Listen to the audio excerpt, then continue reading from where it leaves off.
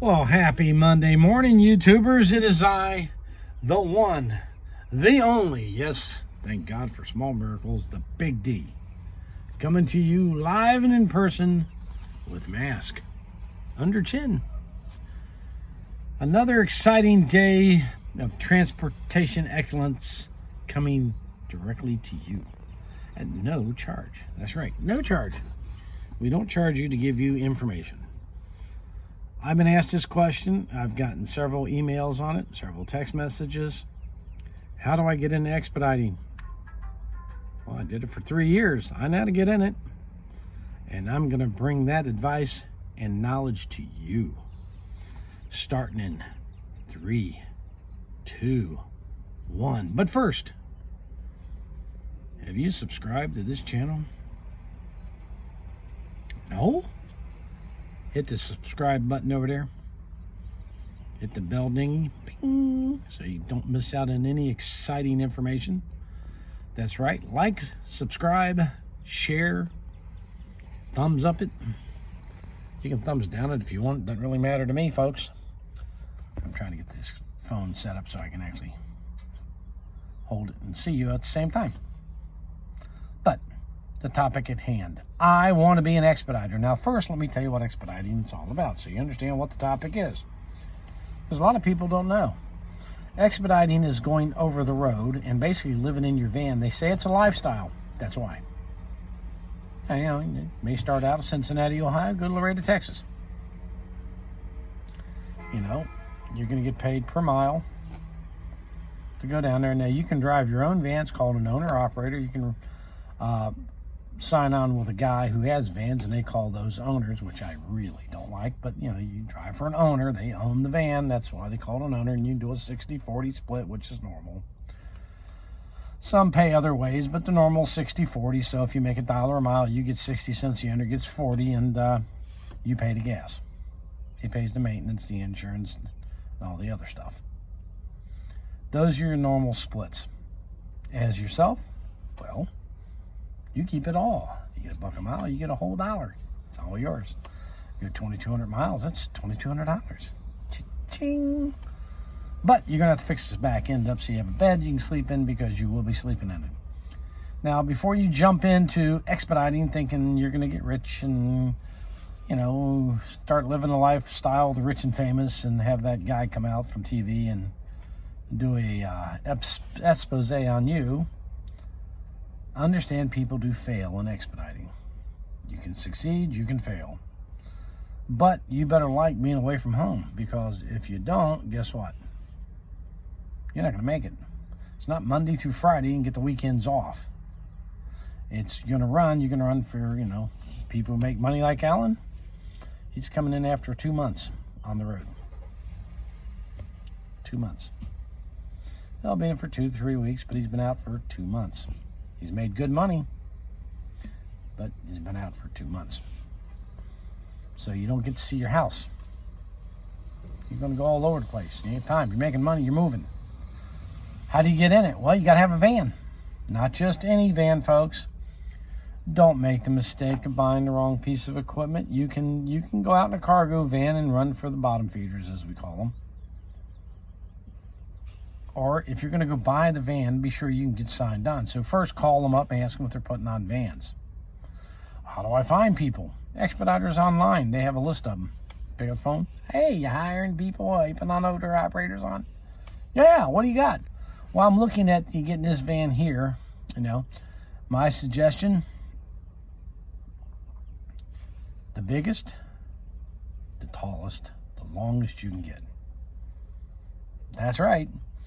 The full-size extended high-top Transit, full-size extended high-top ProMaster, Sprinters, high-top extended, the biggest one you can get of that one. That's what you're going to drive. That's what you're going to need to make money out here and to be comfortable, because, well, you can do it in a cargo van, sure. You're going to be bent over all the time. At least in those vans, you can stand up. And a lot of freight, they require a Sprinter van. I don't care who tells you what. Load board designation of a Sprinter van is a Sprinter, a ProMaster, and a Transit. It's a load board classification. I mean, if they want a Sprinter van, they want a Sprinter van. You pull in the cargo, I didn't know what a cargo. I want a Sprinter van. Get out of here. That's happened. Those who tell you didn't, lied to you. Hell, I've went into places where they've called for a box truck for 3 skids. You can go in my van. Pull in, the guy goes, hey, no, I asked for a box truck. Here's what's going on. So you understand this.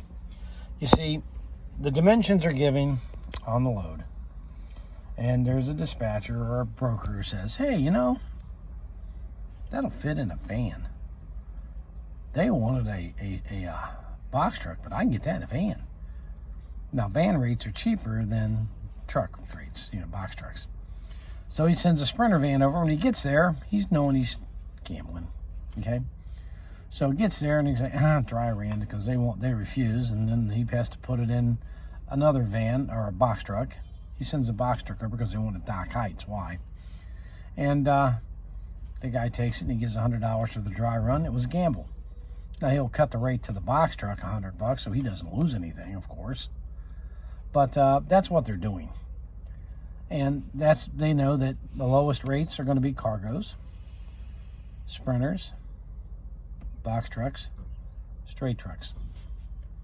Of course, straight trucks cost more to operate, so do box trucks, so do Sprinters over cargos.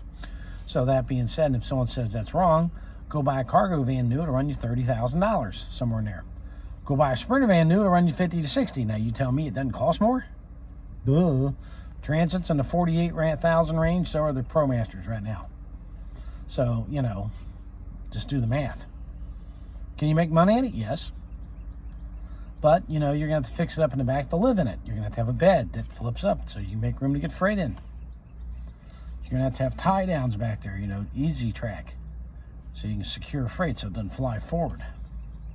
You're going to have to do all this stuff. So you have to have the equipment to do it with. You need to be able to stack sometimes, 2 up. That's why they want that door height. All these come into play.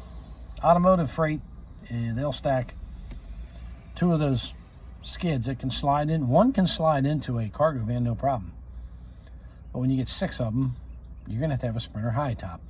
They stack on top of each other. It gives you about 1.5 feet worth of space from the ceiling. And they push them in. There you go. Cargo van, you're not going to get that in there. And they know it. So don't start out limiting yourself on what kind of freight you can haul. You want to be able to haul everything. And if you're not hauling, at least you're comfortable. Key, you're going to have to be comfortable because you're going to live in it. So how do you get in it? Call around. Go to Expeditors online. Make some phone calls. See if they're putting on vans. Already have a van picked out that you can get. Say, hey, I'm looking at getting a Transit high top extended. Will that work? Now, understand this too, that most carriers will expect that van to be 5 years or newer. Now, Barrett requires 3 years or newer. It used to be 5, now it's 3. 5 years or newer. That's what they require, folks. I hate to say it. Now, can you put older vans on places? Well, yeah. Can you get less paid rates? Yeah. But you're going to have to do that. Now, Alan, Everything Apex's videos, he goes into it, how much he makes, everything. And like I said, he's probably the godfather of, expediting. He knows probably more than anybody out there. That's why I refer people to his videos. Go to the best. That'd be Alan. He makes more at it than most people I know. But for you to get in, that's all it's going to take. You're going to have your van. You're going to have to get cargo insurance and commercial insurance. How do you do this? Well, the carrier you're talking to, you ask them, do I provide my own insurance or do I use the insurance you have there? Someone like Load 1 Barrett now, you sign on with their insurance and they charge you through the company and they take it out each week of your pay. Just so you know, the average insurance for cargo and commercial for like vans can run upward $150 a week or $600 a month. Just giving you the upfront part. So be prepared. It's not cheap. If you got like a $600-700 payment, some people get up to $1,000 on those big vans, new. you're already $1,600 in a hole. $1,600. Cha-ching! Out of your pocket before you make a dime. So you got to keep those wheels turning. That's why you got to be out here. Now, you got your vans, you got signed on, now you got to make money. You best pay attention, especially Alan's videos, or I'll put some out here too, on how you make money at this. Because if you don't, you'll go broke and you will have a van sitting there that's not worth squat because you put all those miles on it. And you owe more, way more than it's worth, and you can't get out from under it, and now you're stuck in it. We don't want that to happen to you. These are the no bullshit channels. This is serious, folks. These are serious times. This is serious times for serious people. You know, we're not going to sit here and tell you, oh my God, money's falling from the sky. You pick up a box, you make $1 million. I mean, come on, folks. Clickbait, you know. Everybody likes clickbait. How to make $60 an hour as a courier. How to make $100 an hour as a courier. Is it possible? Yeah, maybe for 1 or 2 hours, but how about for 40 or 50? A little more difficult. Yes, it is. And yet some of us do almost $50 an hour weekly.